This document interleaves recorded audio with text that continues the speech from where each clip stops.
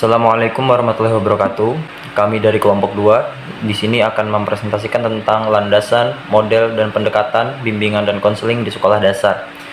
Seperti yang kita ketahui bahwasanya di kelompok 2 di sini ada saya sendiri Dimas Aditya, kemudian ada Anissa Faradiba, dan kemudian ada Rizfa Safitri.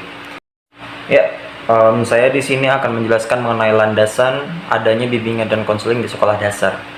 Berbicara mengenai landasan merupakan salah satu faktor-faktor yang terdapat dalam bimbingan dan konseling yang memang harus diperhatikan dan dipertimbangkan khususnya oleh konselor selaku pelaksana utama dalam mengembangkan layanan bimbingan dan konseling. Dan landasan bimbingan dan konseling sendiri itu didasarkan pada dasar-dasar bimbingan dan konseling. Adanya bimbingan dan konseling itu apa yang menjadi dasarnya begitu, apa yang menjadi landasannya begitu. Dan berbicara mengenai landasan sendiri, kami mengutip dari buku dasar-dasar bimbingan dan konseling yang disusun oleh Prayitno, itu terbagi menjadi beberapa macam. Yang pertama itu adalah landasan filosofis, kemudian yang kedua itu adalah landasan religius, kemudian yang ketiga itu adalah ada landasan psikologis, kemudian ada landasan sosial budaya, landasan ilmiah dan teknologis, dan landasan pedagogis. Landasan filosofis di sini berbicara mengenai filosofis itu terdiri dari dua kata secara kata, berasal dari bahasa Yunani yaitu philos dan sophia. Philos artinya adalah cinta, sophia adalah kebijaksanaan. Jadi makna filosofis sendiri itu memiliki arti bagaimana cara kita itu mencintai sebuah kebijaksanaan kayak gitu. Nah, yang membuat kita menjadi bijaksana itu seperti apa kayak gitu. Nah, dan untuk landasan filosofis pada bimbingan dan konseling ini tertuju kepada apa hakikat manusia kayak gitu. Nah, jadi adanya manusia itu apa kayak gitu. Nah, jadi hakikat manusia apabila kita lihat lebih dalam menurut penulis barat Viktor Frankl, Peterson, Albalster, dan Lux, Thomson, dan Rudolf dalam Prayitno, dan Herman Amti pada bukunya yang dirilis pada tahun 2004 halaman 140 telah mendeskripsikan tentang hakikat manusia itu menjadi beberapa macam. Yang pertama itu adalah manusia merupakan makhluk rasional. Artinya apa? Manusia itu adalah makhluk yang mampu berpikir. Manusia diberikan akal oleh Tuhan untuk mempergunakan ilmu untuk meningkatkan perkembangan dirinya. Kemudian yang kedua itu adalah manusia dapat belajar mengatasi masalah-masalah yang dihadapinya apabila dia berusaha memanfaatkan kemampuan-kemampuan yang ada pada dirinya. Kemudian yang ketiga itu manusia berusaha terus-menerus memperkembangkan dan menjadikan dirinya sendiri, khususnya itu melalui pendidikan. Artinya manusia di sini perkembangannya, apabila kita berbicara psikologi perkembangan, itu sifatnya progresif dan berkembang. Dan bagaimana manusia itu berkembang? Salah satunya melalui pendidikan-pendidikan yang berdasarkan dari pengalaman-pengalaman yang dia peroleh begitu selama dia hidup. Dan kemudian itu adalah hakikat manusianya. Dan kemudian apa tujuan manusia itu ada? Apa tugasnya begitu? Menurut Wittner, ciri-ciri tujuan atau hidup yang sehat itu ditandai dengan adanya 5 kategori. Yang pertama itu adalah spiritualitas atau kepercayaan. Jadi kepercayaan manusia ini diperoleh dari mana? Yaitu adalah dari agama sebagai sumber inti dari hidup sehat.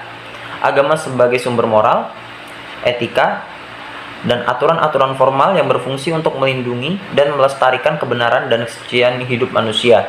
Jadi spiritualitas di sini merupakan keyakinan manusia tersebut untuk mengatur kehidupannya agar dia berjalan menjadi manusia yang lebih baik kayak gitu. Nah, dengan tujuan untuk mencapai keseimbangan dan output akhirnya adalah untuk memperoleh kebahagiaan. Dan kemudian adalah pengaturan diri.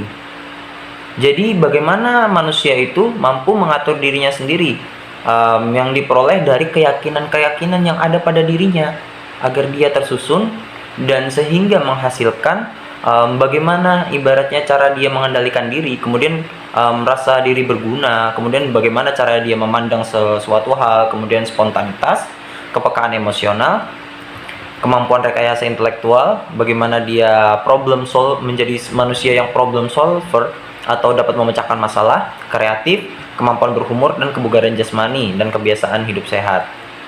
Kemudian ada bekerja. Jadi untuk menunjang kehidupannya, manusia itu diciptakan untuk bekerja kayak gitu, nah, untuk memperoleh keuntungan ekonomis dan psikologis serta sosial yang kesemuanya untuk menunjang kehidupan yang sehat bagi diri sendiri dan orang lain. Kemudian ada persahabatan.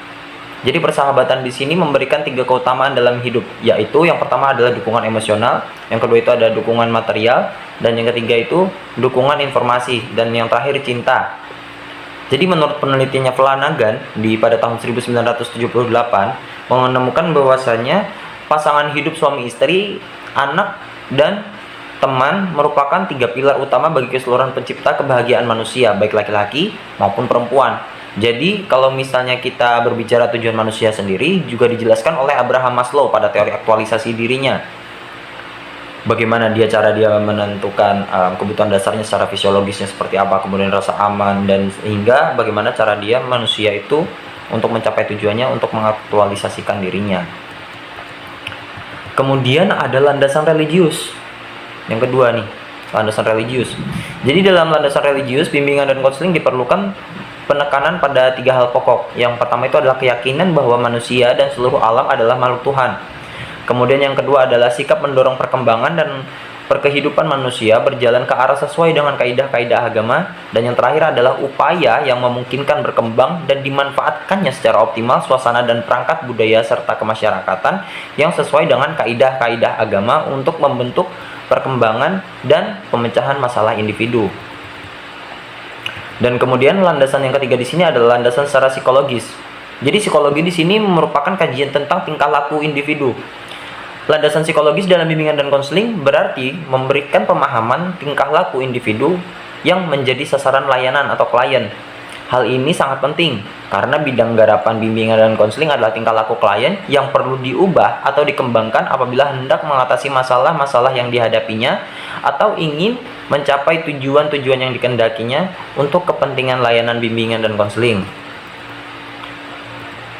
Dan kemudian yang landasan berikutnya adalah landasan pedagogis. Jadi bimbingan dan konseling di sini identik dengan pendidikan. Artinya ketika seseorang melakukan praktik pelayanan bimbingan dan konseling, berarti dia sedang mendidik. Sebaliknya, apabila seseorang melakukan praktik pendidikan atau mendidik, berarti ia sedang memberikan bimbingan begitu. Jadi landasan pedagogis pelayanan bimbingan dan konseling setidaknya itu berkaitan dengan 3 hal. Yang pertama itu adalah pendidikan sebagai upaya pengembangan manusia, dan bimbingan merupakan salah satu bentuk kegiatan dari pendidikan. Dan yang kedua itu adalah pendidikan sebagai inti proses bimbingan dan konseling, dan yang terakhir adalah pendidikan sebagai lebih lanjutnya itu sebagai inti tujuan dari bimbingan dan konseling. Kemudian ada landasan sosial dan budaya. Kebudayaan akan bimbingan timbul karena terdapat beberapa faktor yang menambah rumitnya keadaan masyarakat di mana individu itu hidup. Faktor-faktor tersebut seperti perubahan konstelasi keuangan, perkembangan pendidikan, dunia kerja, dan lainnya sebagainya. Kemudian yang berikutnya ada landasan, dan kemudian berikutnya itu ada landasan ilmiah dan teknologis. Landasan ilmiah dan teknologi di sini membicarakan sifat keilmuan dari bimbingan dan konseling itu sendiri. Yang artinya apa? Bimbingan dan konseling itu sebagai ilmu yang multidimensional yang menerima sumbangan besar dari ilmu-ilmu lain dan bidang teknologi, sehingga bimbingan dan konseling diharapkan semakin kokoh dan mengikuti perkembangan ilmu dan teknologi yang berkembang pesat. Di samping itu, penelitian dalam bimbingan dan konseling sendiri memberikan bahan-bahan yang segar dalam perkembangan bimbingan konseling yang berkelanjutan. Artinya, secara ilmiah dan teknologis, bimbingan dan konseling di sini sifatnya itu adaptif. Ibaratnya seiring berkembangnya zaman, bimbingan dan konseling itu akan selalu berubah menyesuaikan bagaimana karakteristik orang-orang atau anak-anak yang ada di sekolah dasar itu seperti apa. Misalnya, ibaratnya pada zaman sekarang itu kan anak-anak sudah memasuki di era society 5.0, artinya mulai menghadapi ke situ. Artinya apa? Anak-anak itu sudah mulai paham, yang artinya mereka besar di lingkungan teknologi kayak gitu. Jadi secara sifatnya, kepribadiannya pun berubah, beda dengan anak-anak pada zaman dahulu yang ibaratnya belum terlalu kenal yang namanya teknologi. Dan kemudian yang terakhir itu adalah landasan yuridis formal. Jadi berbicara landasan yuridis formal di sini berkenaan berbagai peraturan dan perundang-undangan yang berlaku di Indonesia tentang penyelenggaraan bimbingan dan konseling yang bersumber dari Undang-Undang Dasar maupun peraturan perundang-undangan yang dikeluarkan oleh kementerian. Salah satunya adalah pedoman bimbingan dan konseling itu diatur pada Permendikbud nomor 111 tentang pelaksanaan layanan bimbingan dan konseling di sekolah. Dan kemudian sebagai pedoman dasarnya untuk melakukan sebuah pemberian layanan itu diatur dalam pedoman operasional pemberian layanan bimbingan dan konseling atau biasa kita sebut pedoman POPBK seperti itu. Dan mungkin kiranya itu saja yang dapat saya sampaikan. Selebihnya akan saya kembalikan lagi akan dijelaskan oleh teman saya. Terima kasih. Baik, di sini saya akan melanjutkan presentasi dari teman saya sebelumnya. Model layanan bimbingan dan konseling di sekolah dasar. Model layanan bimbingan dan konseling dapat dipahami sebagai arahan, kerja, dan orientasi pencapaiannya. Model bimbingan dan konseling memberikan gambaran tentang arah pencapaian layanan bimbingan dan konseling itu sendiri yang terlihat dari proses pelaksanaannya. Model layanan bimbingan dan konseling ini terbagi menjadi 3 kelompok, yaitu periode awal, pertengahan, dan kontemporer. Yang pertama ada model bimbingan periode awal. Model bimbingan dan konseling periode awal sangat kental dipengaruhi oleh pelopor bimbingan dan konseling yaitu Frank Parsons. Pada periode ini, model Frank Parsons kemudian dikenal dengan Parsonian yang memfokuskan pada pendidikan, pekerjaan atau vokasional. Model Parsonian yang dipelopori oleh Frank Parsons berusaha mencocokkan karakteristik peserta didik, yaitu kemampuan dan minat dengan dunia pekerjaan. Asumsi yang digunakan adalah apabila individu bekerja dalam sebuah lingkungan pekerjaan yang sesuai dengan karakteristiknya, yaitu kemampuan, minat, dan bakat, pekerjaannya akan menjadi lebih baik. Menurut kelompok ini, pendidikan dan bimbingan sama saja karena tujuannya sama, yaitu mencapai kehidupan yang efektif dalam berbagai aspek kesehatan, aspek mental, vokasi, kewarganegaraan, penggunaan waktu, dan etika. Kedua, ada model bimbingan periode pertengahan. Periode kedua bimbingan dan konseling mengalami perubahan arah dan orientasi dari periode awal perkembangannya. Pada periode ini, bimbingan dan konseling lebih cenderung ke arah penyelesaian masalah atau tindakan klinis dan pengambilan keputusan. Model ini menekankan pada upaya membantu memecahkan problematika peserta didik. Artinya model ini bersifat direktif untuk membantu memecahkan permasalahan peserta didik secara efisien, efektif, dan ekonomis. Model ini menekankan pada kemampuan konselor atau pembimbing dalam menggunakan metode-metode ilmiah secara objektif, baik seperti tes psikologi, teknik klinis, diagnostik, analitik, dan sebagainya. Yang ketiga ada model bimbingan kontemporer. Model bimbingan kontemporer yang mulai dikembangkan dan dilaksanakan yaitu meliputi model perkembangan, model keterampilan hidup, dan model religius. Layanan bimbingan dan konseling perlu dilakukan dan diberikan kepada semua peserta didik dalam berbagai aspek, baik pekerjaan, pendidikan, kepribadian, maupun sosial. Atas dasar itu dapat dipahami bahwa landasan dan prinsip bimbingan konseling perkembangan antara lain kebutuhan peserta didik akan layanan bimbingan dan konseling, proses pelaksanaan yang bersifat komprehensif, dan tujuan pelaksanaannya adalah perkembangan optimal peserta didik agar bermakna bagi diri sendiri dan juga lingkungannya. Model berikutnya adalah model pengembangan pribadi melalui pendidikan yang digagas Chris D. Kehas, bahwa perkembangan peserta didik yang menjadi fokus bimbingan konseling juga menjadi fokus pendidikan. Oleh sebab itu, hanya ada satu orang yang mampu membawa siswa pada perkembangan optimalnya, yaitu pendidik atau guru. Dengan demikian, Kehas menyimpulkan bahwa pendidikan dan bimbingan dan konseling merupakan dua buah pendekatan yang saling berhubungan, komplementer dan kolaboratif. Bimbingan, konseling, dan pendidikan saling mendukung dan menunjang.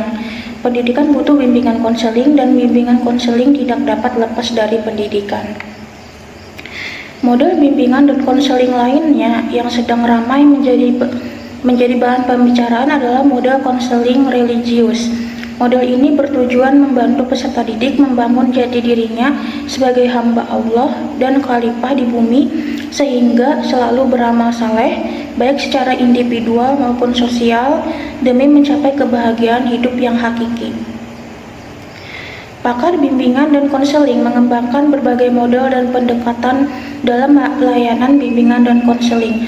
Pendekatan model bimbingan dan konseling terus mengalami perkembangan, mulai dari pendekatan tradisional sampai developmental.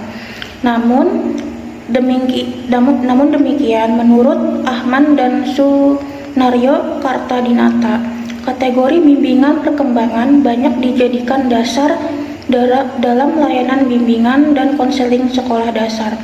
Model ini memfokuskan pada seluruh peserta didik dalam membantu seluruh aspek pertumbuhan dan perkembangannya. Dalam pola perkembangan, program bimbingan tidak semata-mata membahas anak krisis atau bermasalah, mencegah munculnya masalah, atau membahas tentang problematika peserta didik lainnya. Namun, model ini mendiskusikan peningkatan prestasi belajar, hubungan saling membantu di sekolah dan rumah, peningkatan keterampilan, bakat, minat, dan aspek-aspek perkembangan lainnya yang menjadi kebutuhan peserta didik. Penggunaan model bimbingan dan konseling perkembangan lebih menekankan pada efektivitas dan efisien pelaksanaannya tanpa menghilangkan esensi dan nilai-nilai bimbingan konseling itu sendiri. Bahkan, model bimbingan dan konseling ini dikatakan lebih komprehensif dan jauh lebih luas serta kompleks. Mungkin itu saja yang dapat saya sampaikan. Selanjutnya akan dijelaskan oleh teman saya. Baiklah, di sini saya akan melanjutkan penjelasan materi yang berikutnya, yaitu tentang pendekatan dalam layanan bimbingan dan konseling di sekolah dasar. Yang pertama itu ada pendekatan krisis, yaitu pendidikan krisis merupakan usaha bimbingan dan konseling yang diarahkan kepada individu yang mengalami krisis. Tujuan pendekatan ini ialah untuk mengatasi krisis atau berbagai persoalan yang dialami oleh individu.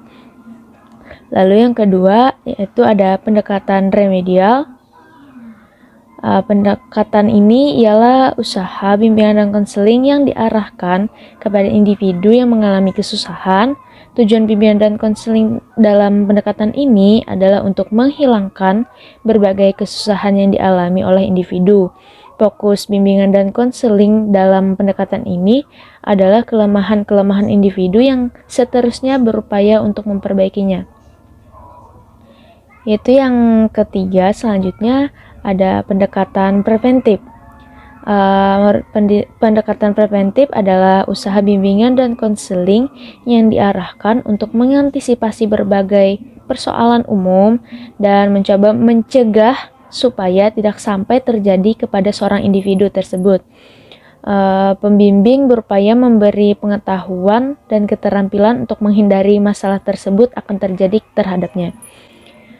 Lalu yang keempat yaitu ada pendekatan perkembangan.